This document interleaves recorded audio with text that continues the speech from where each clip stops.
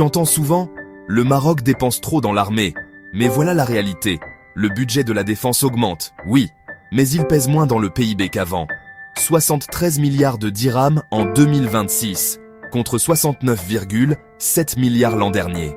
Une hausse de 4,8%.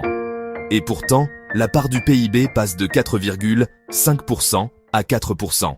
Ça veut dire quoi? Que le pays dépense mieux. Pas plus fort, mais plus précis. Parce que les besoins des forces armées royales explosent. Cyberdéfense, frontières, services militaires, équipements modernes, et tout ça doit rentrer dans une enveloppe qui ne s'étire pas. Premier poste, le salaire les hommes, 47,4 milliards. Les 2/3 du budget, 2 milliards de plus qu'avant. Il couvre les hausses salariales, 1,1 milliard, rien que pour ça, les promotions et les 5500 nouveaux postes créés.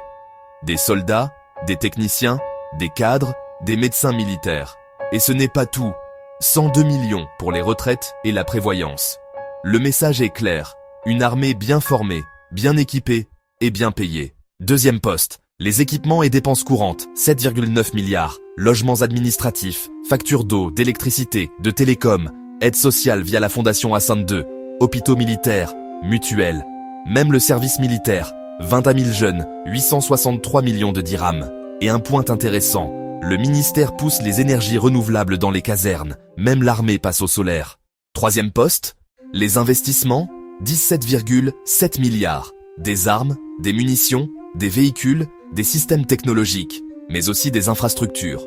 Collège royal des hautes études militaires. Extension de l'hôpital militaire, Mohamed VI à Rabat. Renforcement des bases du sud et de l'est. Sécurisation des frontières. C'est une défense qui se structure, qui se modernise et qui pense long terme. Les chiffres sont massifs. 157 milliards en crédit d'engagement sur plusieurs années. Mais il y a un détail crucial. Le Maroc rembourse ses dettes militaires sans repasser par les banques. Traduction, on investit, on équipe, on paie, sans hypothéquer le futur. Le Maroc n'est pas dans la course au gigantisme militaire. Il est dans la logique, efficacité, souveraineté, stabilité. Des frontières sûres. Une armée respectée, un budget qui reste sous contrôle.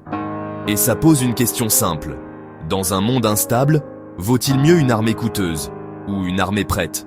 Si tu veux suivre la transformation silencieuse des forces armées marocaines, si ce genre d'histoire t'intéresse, abonne-toi. On parle tous les jours du Maroc et du monde ici.